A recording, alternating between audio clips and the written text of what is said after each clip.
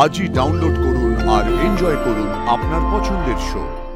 আমাদের বাবা মহাদেবের সঙ্গে মা সব পরিবারে আর কি বাপের বাড়ি এসছে। অসুর তো নেই, কিন্তু বাবা মহাদেবের বাহন আছে, ষাঁড় আছে এবং কার্তিক গণেশেরও বাহন আছে, কিন্তু দেবী দুর্গার বাহনও এখানে নেই, আর সরস্বতী বা লক্ষ্মীর বাহনও কিন্তু এখানে নেই। দুর্গাপুজো বাঙালির ঐতিহ্যের এক অমূল্য সম্পদ। বনেদি বাড়ির দুর্গা দালান সাক্ষী থাকে সেই শিকড়ের টান আর গৌরবময় ইতিহাসের।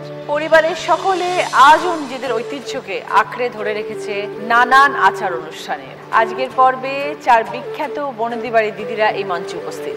তারা বলবেন তাদের বাড়ির দুর্গাপুজোর গল্প। সবাইকে ওয়েলকাম। কল্যাণী বললে যে আনুমানিক প্রায় 600 বছরের পুরনো পুজো। হ্যাঁ দিদি, অনেক গল্প শুনেছো নিশ্চয়ই। গল্প শুধু শুনিনি, বিভিন্ন দেশে বিদেশে লোকজন এসে রিসার্চ করে বিভিন্ন বই লিখেছেন। আমাদের নিজেদের তরফ থেকেও বই আছে, সেগুলো প্রচুর লোককে রিসার্চ পেপার তৈরি করতে সাহায্য করেছে। কারণ আমাদের যে মূর্তি যদি খুব কাছ থেকে দেখা যায়, খুব সিন্ধু সভ্যতার মূর্তির সাথে একটা সাদৃশ্য পাওয়া যায়। আমাদের বংশে এটা এসছেন রাজা মানসিংহের কাছ থেকে, মানে যখন খুব মোগল অধিগ্রহ হচ্ছে, তখন উনি ওটা পুকুরের নিচে লুকিয়ে রেখেছিলেন। তারপরে আমাদের শ্রী বৈদ্যনাথ দে মল্লিক মহাশয় উনি স্বপ্নাদেশ পান যে মা এখানে আছেন, আমাকে নিয়ে যান। এক ব্রাহ্মণের মাধ্যমে সেই মূর্তি উদ্ধার করা হয়। তারপর বিভিন্ন রকম লোককথা আছে, বিভিন্ন পরিবারের কাছ থেকে আস্তে আস্তে আমাদের পরিবারের কাছে এসছে। আমাদের পরিবারে 400 বছর আমরা সেলিব্রেট করেছি 2013 সালে, আর এই বছর মানে 425 বছর হয়ে যাচ্ছে আমরা দেখছি। কিন্তু মূর্তির বয়স অনুযায়ী আর্কিওলজি ইন্ডিয়া যা বলছে যে তাতে এর বয়স প্রায় 600 থেকে 800 বছর। মানে আমাদের বাড়িতে যার বাড়িতে মা আছেন, পালার সেট করা আছে তো দীর্ঘদিনের, প্রত্যেক বাড়িতে মা যান, যার যতদিন পালা মা তার কাছে ততদিন থাকে। এবং দুর্গাপুজোয় সপ্তমীর দিন মা যার দুর্গাপুজোর পালা থাকে তার বাড়িতে আসেন, সেটা একটা প্রসেস মাকে নিয়ে আসা। 4 দিন উনি থাকেন। সকালবেলা দশমী পুজো হয়ে যাবার পর মা বেশবাস ছেড়ে আবার তার নতুন সন্তানের কাছে, মানে নতুন বাড়িতে উনি চলে যান। তো এই 4 দিন মা যে বাড়িতে থাকেন, সমস্ত পালাদার আমাদের যারা বংশজ, যারা কলকাতায় আছে, যারা আমাদের এই দে মল্লিক বাড়ির সদস্য এবং যারা সদস্য নও, রোজ মা সিংহবাহিনীর যেখানে পুজো হয়, আমি বলতে পারি 2000টা জনের বেশি লোক সমাগম হয়। যারা এই পুজো একবার দেখে আসছেন, পুষ্পাঞ্জলি দিচ্ছেন, তারা ঘুরে ঘুরে আসে। মায়ের অসীম কৃপা। খুব ভালো থেকো কল্যাণী। এবছর পুজোর জন্য অনেক অনেক শুভেচ্ছা রইল দিদি। মৌমিতা, নমস্কার। মোড়ল বাড়ির পুজো হ্যাঁ, আনুমানিক 300 বছর। 304 বছরের দুর্গাপুজো। আমাদের যিনি প্রথম পুজোটা চালু করেন জমিদার মধুসূদন মণ্ডল, আমাদের পূর্বপুরুষ, আমরা 7 প্রজন্মের। তো তিনি হঠাৎ অসুস্থ হয়ে পড়েন এবং তার পিঠে একটা ঘা হয়েছিল। সেই ঘাটা না ঠিক হতে চাইছিল না, অনেক দিন, বহুদিন ধরে কষ্টে কষ্টে ভুগছিলেন। হঠাৎ তিনি মা দুর্গার স্বপ্ন পান এবং তার পরের দিন এক সাধু বাবা আমাদের বাড়িতে আসে এবং তাকে বলে, তুই মায়ের পুজো কর, তোর মঙ্গল হবে। তখন থেকেই তিনি মন্দির স্থাপন করে এই দুর্গাপুজো শুরু করেন।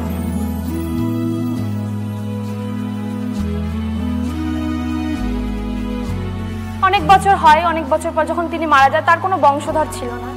তখন তার মারা যাওয়ার পর তার ভাই বৈদ্যনাথ মণ্ডল, তার পূর্বপুরুষ তারা এবং তার সন্তানরা এই পুজোটা চালিয়ে যাচ্ছে। আমরা তারই বংশধর। আচ্ছা।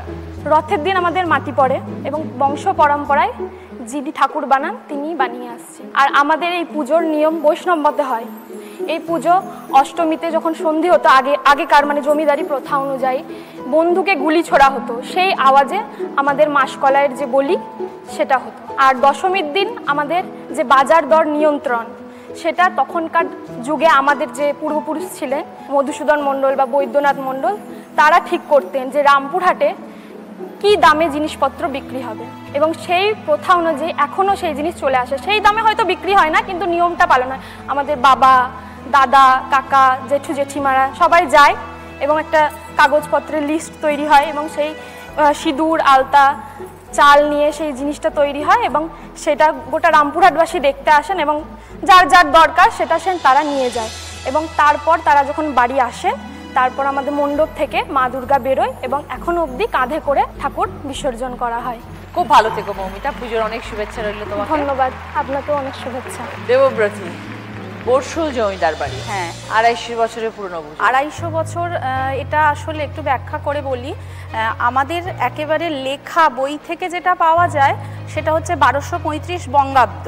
তো সেখান থেকে হিসেব করলে প্রায় 200 ছুঁই ছুঁই, মানে এটা হচ্ছে মূর্তি পুজো। তার আগে ঘটে পটে পুজো হতো, এবার সেটার কিন্তু একেবারে উৎস জানা যায়নি। এটা অনুমান করে নেওয়া হচ্ছে যে 250 বছর হবে। আচ্ছা, হ্যাঁ, কারণ সেই সময় জমিদারদের তো অনেক বিশ্রামাগার থাকতো, তো সেইখানে কোনো সময় কোনো সাধু সন্ত এসেছিলেন এবং সেই সময় মূর্তিতে পুজো হতো না, ঘটে পটে পুজো হতো। তো সেই সাধু দেখে বলেছিলেন যে তোমরা এইভাবে কেন পুজো করছো, তোমরা মূর্তি পুজো করো। তো পূর্বপুরুষ যিনি ছিলেন জমিদার বাবু, তিনি বলেছিলেন যে মূর্তি তো আমরা করি না, নতুন করে কিভাবে শুরু করব। তো ওনার থলিতে ঝোলাতে কিছু মূর্তি ছিল, উনি সেগুলো বার করে দিয়ে উনি বলেছিলেন যে এর মধ্যে থেকে তোমাদের পছন্দ মতো বেছে নিও। তো জমিদার বাবু আমাদেরই পরিবারের কোনো কুমারী মেয়েকে চোখ বন্ধ করে পছন্দ করতে বলেছিলেন। তো সে যেটায় হাত রেখেছিল সেই মূর্তি কিন্তু আমাদের পূজিত হয়, হরগৌরী মূর্তি। এবং এই মূর্তিটার একটু বিশেষত্ব আছে, কারণ যুদ্ধের কোনো ছাপ নেই এখানে, অসুর এখানে নেই। ও হ্যাঁ, আমাদের বাবা মহাদেবের সঙ্গে মা সব পরিবারে আর কি বাপের বাড়ি এসছেন, এই রকম একটা পরিবেশ। হ্যাঁ, অসুর তো নেই, কিন্তু বাবা মহাদেবের বাহন আছে, ষাঁড় আছে এবং কার্তিক গণেশেরও বাহন আছে, কিন্তু দেবী দুর্গার বাহনও এখানে নেই, আর সরস্বতী বা লক্ষ্মীর বাহনও কিন্তু এখানে নেই। এই যে কথা বললাম আমাদের বর্ষুলের দে পরিবার এবং ঠাকুর বাড়ি নিয়ে, আমার শ্বশুরমশাই রবীন্দ্রনাথ দে উনি লিখেছেন, তো আপনাকে একটা বই আমি দিতে চাই।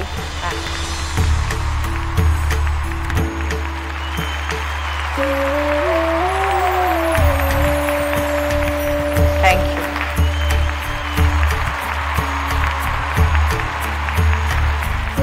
অঙ্কনা 2 বছর হলো বিয়ে হয়েছে। হ্যাঁ, ঠনঠনিয়া দত্ত বাড়িতে বিয়ের সময় শুনেছিলে এরকম এত ঐতিহ্যপূর্ণ বনেদি বাড়িতে তুমি যাচ্ছ? আসলে দিদি, আমার প্রথম থেকেই ইচ্ছা ছিল আমি একটা এরকম বাড়ির কেউ সদস্য হব, তো সেটা মা দুর্গা আমার ইচ্ছাটা পূরণ করেছেন। তো আমার হাজবেন্ডের সাথে এই সূত্রেই আলাপ, ফেসবুকে আলাপ, যে আমি এই বাড়ির বউ মানে হতে চাই। আমি একটা ছোট্ট ফ্যামিলি থেকে এসেছি, কিন্তু এই বাড়ির পুজোতে মানে আমি নিজেকে একদম মানে ভাসিয়ে ফেলেছি। কি কি শুনলে পুজোর? আমাদের দালান রয়েছে, দালানে ওনাদের মতোই শিব দুর্গা, শিবের কোলে মা। ও তাই? হ্যাঁ হ্যাঁ। আচ্ছা। আমাদের যে বাড়ির যে প্রতিষ্ঠাতা মহাশয় দ্বারিকানাথ দত্ত, উনি স্বপ্নে দেখেন যে মা দুর্গা তার স্বামীর কোলে আর সমস্ত সন্তানকে নিয়ে আমাদের বাড়িতে আসছেন। তো সেই ওনার ইচ্ছে ছিল দশভূজা দুর্গা পুজো করার, কিন্তু এই স্বপ্নাদেশ পাওয়ার পরে উনি এই মূর্তিতেই পুজো শুরু করলেন। এবং আমাদের এই বাড়ির এক বিশেষ বৈশিষ্ট্য হচ্ছে, যেহেতু বাড়ির প্রতিষ্ঠাতা তার স্ত্রী ভাগ্যে তার প্রচুর উন্নতি হয়েছিল একটা সময় ব্যবসাতে, তাই জন্য পুজোর সংকল্প বাড়ির সব বউদের নামই হয়। অষ্টমীতে ধুনো পোড়ানো, আমাদের 10 দিন নিরামিষ খেতে হয়, একদম মহালয়ার পরের দিন থেকে দশমী অবধি। আচ্ছা। তো খুবই আনন্দের সাথে দিনগুলো কাটে, ব্যস্ততার সাথে দিনগুলো কাটে। রান্না বান্না করতে পারো? হ্যাঁ পারি। সবাইকে করে খাইয়েছো? হ্যাঁ। পুজোর অনেক শুভেচ্ছা রইল। হ্যাঁ হ্যাঁ। ভালো থেকো।